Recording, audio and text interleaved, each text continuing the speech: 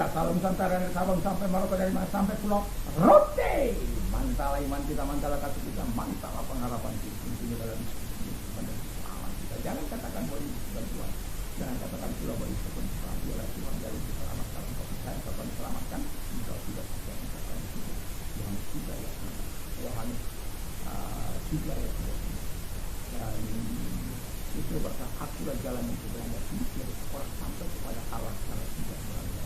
Ini sebabnya Paulus berkata, percayalah kepada Yesus Kristus, maka engkau dan seluruh isi rumahmu akan diselamatkan.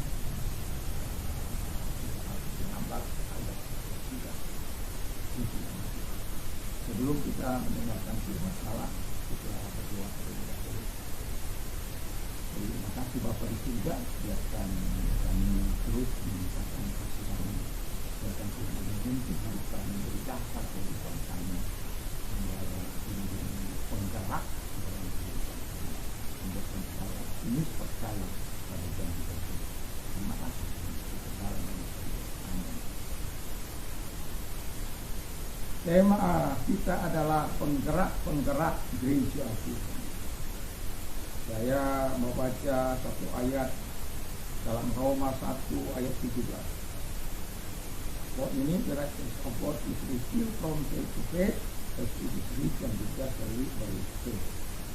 Sebab di dalamnya nyata kebenaran Allah yang bertolak dari iman dan menuntun kepada iman, seperti ada tertulis, orang benar akan hidup oleh iman.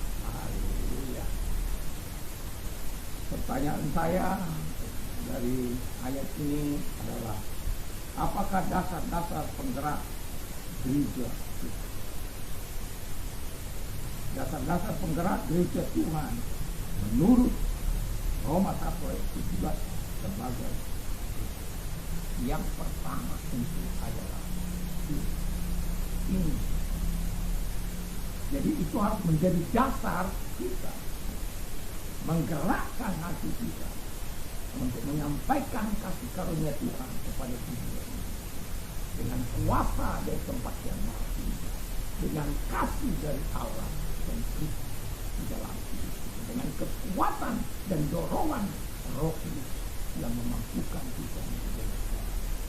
Jadi dasar hati kita atau dasar para penggerak gereja Tuhan itu bukan di dunia ini, bukan akal dunia, bukan kemampuannya, bukan kehebatannya, tapi firman Allah.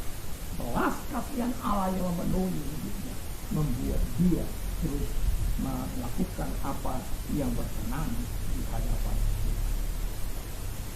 Jadi penting kita mengerti bahwa ketika kita digerakkan oleh keinginan kita terbatas atau outside, yang digerakkan from outside itu pun terbatas. Dari diri kita juga terbatas.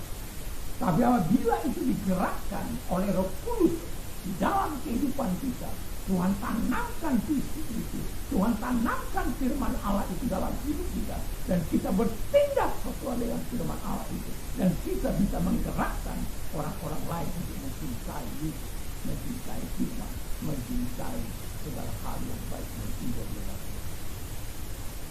Jadi dasar penggerak itu Tuhan itu, bukan sesuatu.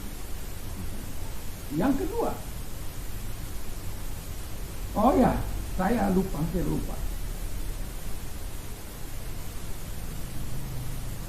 Li Hungchang, guru besar dari Tiongkok, mengatakan bahwa hanya 3 jenis golongan manusia. Yang pertama, mereka yang dapat digerakkan. Yang kedua, mereka yang tidak dapat. Mereka yang pertama, mereka yang tidak dapat digerakkan. Yang kedua, mereka yang bisa digerakkan atau bisa dipimpin. Yang ketiga, mereka yang bisa menggerakkan. Yang pertama itu adalah orang yang bisa digerakkan ini tegak keras kepala, tegak tembok, yang lain sebagainya, nggak mau dipimpin.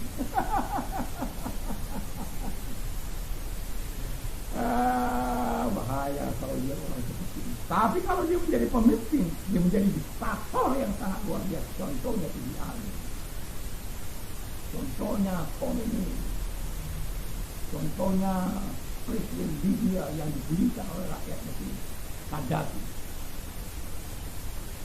Saddam Hussein dan lain sebagainya.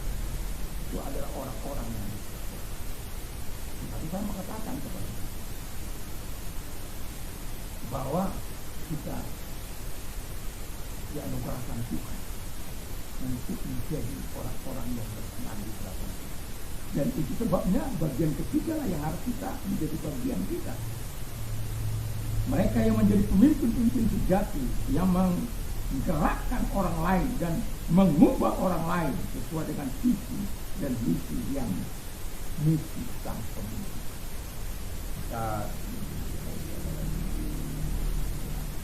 Kita katakan ini adalah kita bisa menggerakkan. Kalau kita dikaruniakan Tuhan bisa menggerakkan orang lain, janganlah gerakkan untuk hal-hal itu. Kalau kita dianugerahkan oleh Tuhan bisa mempengaruhi, memberikan dampak kepada orang lain, mengubah orang lain, janganlah mengubahnya kepada hal-hal yang tidak baik, kepada hal-hal negatif, tapi kepada hal-hal yang positif, supaya kita mendapatkan berkat dan dia menyayangi sampai akhir hidup. Kita kasih contoh yang sangat populer, yaitu Martin Luther 13 Oktober 1517 mengadakan reformasi gereja Katolik.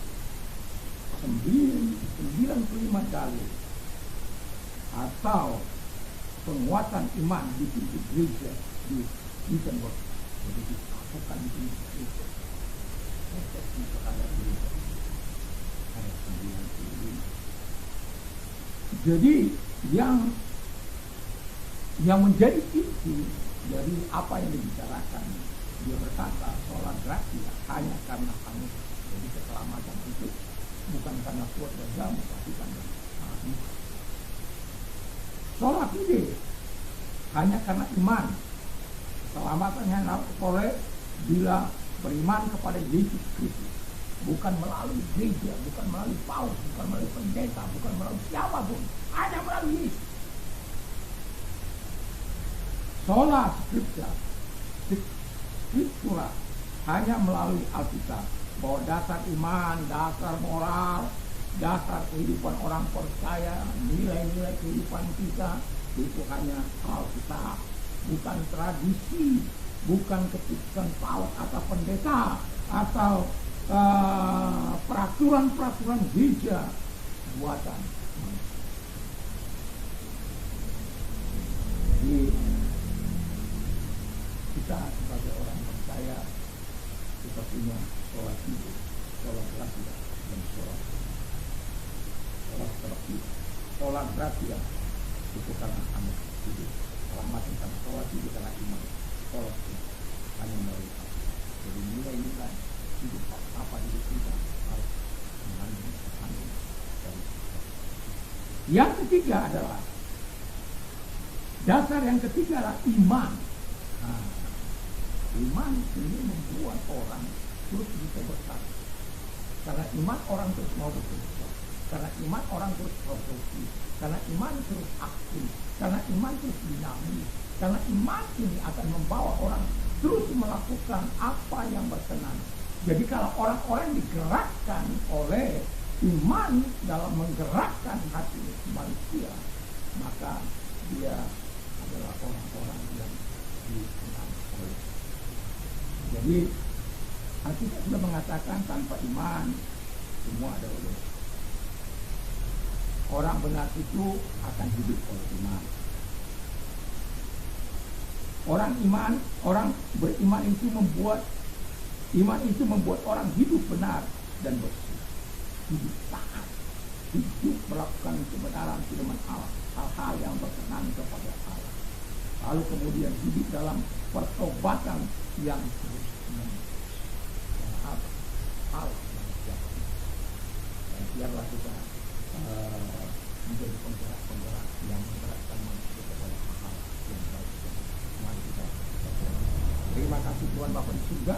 kami bersyukur dan berterima kasih. Biarlah kami menjadi penggerak-penggerak yang baik, yang benar untuk membawa orang-orang datang kepada Tuhan. Terima kasih. Kalau engkau sakit, angkat tanganmu. Dan jika tangan-tangan yang diangkat kepadamu dalam nama segala sakit penyakit yang bakal diserahkan dalam nama keluar dan oleh diri engkau semua. Dan juga berdoa kepada mereka yang mengalami pertumbuhan apapun pertumbuhan serahkan kepada Tuhan. Jika tangan-tangan yang diangkat kepadamu dalam tolong mereka selesaikan masalah mereka dalam nama Yesus. Amin.